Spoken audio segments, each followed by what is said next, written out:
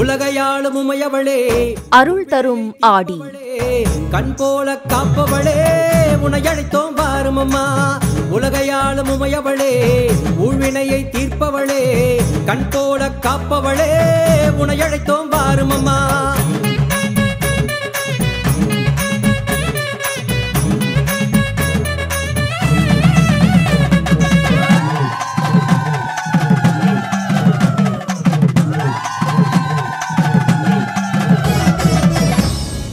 நமது தமிழ் மாதங்கள் ஒவ்வொன்றும் பல்வேறு சிறப்புகளை தன்னகத்தை உள்ளடக்கியது.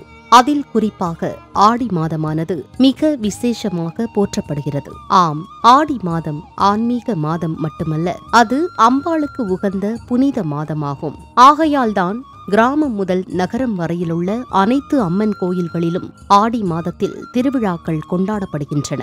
நமது பண்பாட்டில் சிறப்புமிக்க ஆடி திருவிழாவில் எண்ணற்ற ஐதீகங்கள் கடைபிடிக்கப்படுகின்றன. அத்தகைய ஐதீகங்களுக்கு பின்னால் உள்ள விளக்கங்களை விவரிப்பதுதான் அருள் தரும் ஆடி நிகழ்ச்சியின் நோக்கமாகும்.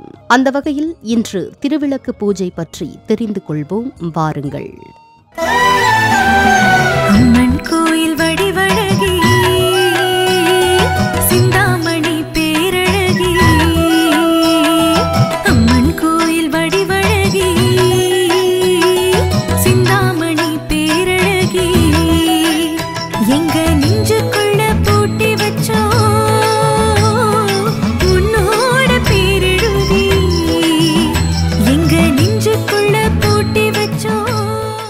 ஆடி மாதம் அம்மன் கோயில் விழாக்களில் முக்கிய இடம் பிடிப்பது திருவிளக்கு பூஜையாகும். பெரும்பான்மையான அம்மன் ஆலயங்களில் ஆடி வெள்ளிக்கிழமைகளில் மாலை நேரத்தில் திருவிளக்கு பூஜை விமர்சையாக நடத்தப்படும்.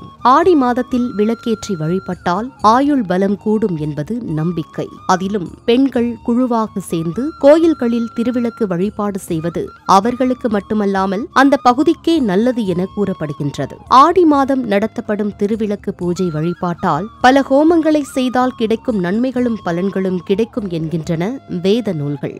விளக்கேற்றி அம்பாளை வழிபடுவது நமது கலாச்சாரத்தில் தொன்று தொட்ட வழிபாடாகும். திருமணமாகாத பெண்கள் ஆடி வெள்ளிக்கிழமைகளில் திருவிளக்கு பூஜை செய்வது கல்யாண வரத்தை தந்தருளும் என்பது ஐதீகம். திருவிளக்கு வழிபாட்டை செய்ய செய்ய பெண்களுக்கான திருமண தடைகள் அனைத்தும் நீங்கி நல்ல குடும்பத்தில் வரன் அமையும் என்கிறார்கள் ஆன்மீக பெரியோர்கள். திருவிளக்கு பூஜையின் போது குத்துவிளக்கிற்கு சந்தனம் குங்குமம் இட்டு பூக்களால் அலங்கரிக்க வேண்டும். பின்னர் தீபமேற்றி அதில் அம்மனை எழுந்தருளச் செய்து பிரார்த்தனை செய்ய வேண்டும். முடிந்தவர்கள் லலிதா சகஸ்ரநாமம் பாராயணம் செய்யலாம். முடியாதவர்கள் ஓம் சக்தி எனும் அற்புத மந்திரத்தை சொல்லி வழிபட்டால் மிக்க நலமாகும். நிறைவாக குத்துவிளக்கிற்கு தீப தூப ஆராதனைகள் செய்து பாயாசம், கேசரி, சர்க்கரை பொங்கல் என ஏதேனும் நைவேத்தியம் செய்து அம்பாளை வேண்டினால் வாழ்வில் இன்பம் நிலைத்திருக்கும் என்பது தொன் நம்பிக்கை.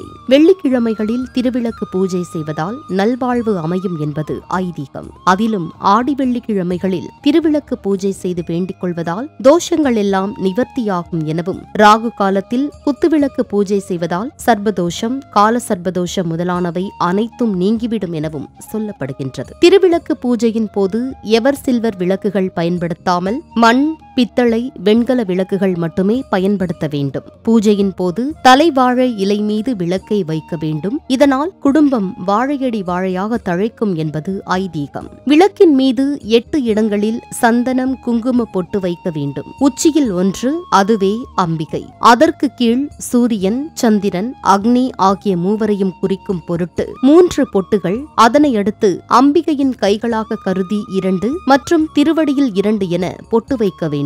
இதனால் விளக்கு பூஜை பரிபூரணமானதாய் இருக்கும் என ஆன்மீக நூல்கள் கூறுகின்றன. ஒரு திரி கொளுத்துவதனால் கிழக்கு முகமாக மட்டுமே கொளுத்த வேண்டும். கையால் வீசியோ வாயால் ஊதியோ விளக்கை அணைக்க கூடாது. பூ அல்லது குச்சியால் அணைக்க வேண்டும். அர்ச்சனை செய்த குங்குமத்தை எடுத்து சுமங்கலிகள் திருமாங்கல்யத்திலும் தலை உச்சி வகிடிலும் வைத்து அம்பிகையை வணங்கினால் மாங்கல்ய பலம் கூடும் என சொல்லப்படுகின்றது. அனைத்து காரியத்திலும் வெற்றி கிடைக்க சொந்த வீடு அமைய, கல்யாண வரம் கைகூட, கடன் பிரச்சனைகள் நீங்கிட, பிள்ளை பாக்கியம் கிடைக்க என சகல வேண்டுதல்களையும் நிறைவேற்றி வைப்பது திருவிளக்கு பூஜையின் சிறப்பாகும். மங்கள வாழ்வும் மாங்கல்ய பலமும் அளிக்கும் இந்த திருவிளக்கு பூஜையினை கோயிலுக்கு சென்றும் நடத்தலாம், அல்லது வீட்டின் பூஜை அறையில் அம்மனுக்கு விளக்கேற்றி வைத்து விளக்குக்கு குங்குமத்தால் அர்ச்சனை செய்தும் வழிபடலாம் என்பது திருவிளக்கு பூஜையின் தனித்துவமான மகத்துவமாகும். வீட்டில் திருவிளக்கு பூஜை செய்வதற்கு முன் காலையில் கோயிலுக்கு சென்று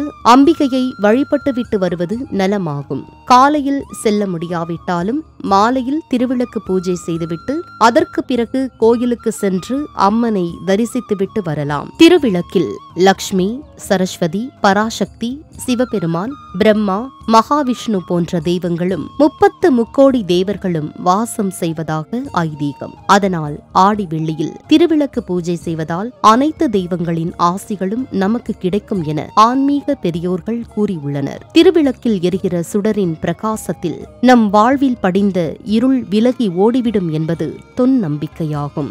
சக்தியின் அம்சமாக போற்றப்படும் பெண்கள் திருவிளக்கை ஏற்றி வழிபட்டால் அம்பிகை மனம் குளிர்ந்து வேண்டும் வரத்தை விரைவில் அருள்வாள் என்பது ஐதீகமாகும். திருவிளக்கு பூஜை செய்து அம்பாளை வழிபடுவோம். தினம்தோறும் அவள் அருள் பெற்று நலமுடன் வாழ்வோம்.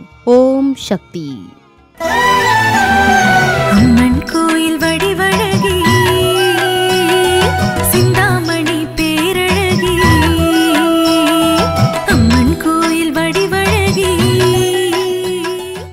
உலகையாளும் உமையவளே, அருள் தரும் ஆடி, கண் போல காப்பவளே, உன்னை அழைத்தோம் வாரும் அம்மா.